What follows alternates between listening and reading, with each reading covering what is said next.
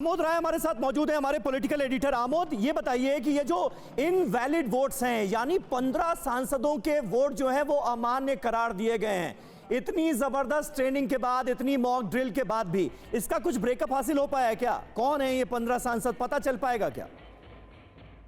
मतलब किस खेमे से?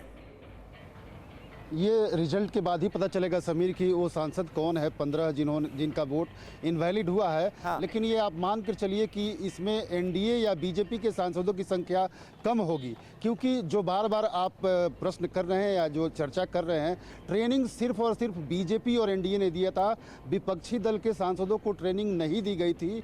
और पिछली बार यानी इससे पहले जो राष्ट्रपति का चुनाव हुआ था 2017 में, उस वक्त जो इनवैलिड वोट हुए थे उसमें तकरीबन 26 वोट इनवैलिड थे और उसमें ज़्यादातर एनडीए और बीजेपी के सांसद थे।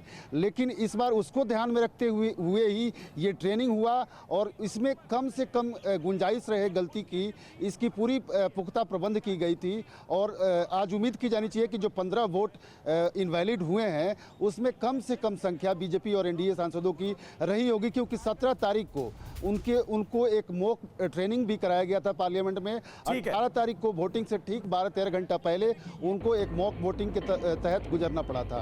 ठीक है, मॉक वोटिंग भी की गई थी और ट्रेनिंग भी दी गई थी, लेकिन एनडीए के खेमे में ये सारे प्रबंध किए गए थे। ऑपोजिशन के सांसदों को इस तरह की कोई ट्रेनिंग नहीं मिली थी, ऐसी भी जानकारी सामने आ रही है। इसलिए देखना बड़ा दिलचस्प होगा कि ये 15 सांसद जिनका वोट इनवैलिड करार दिया गया है वो किस खेमे के हैं।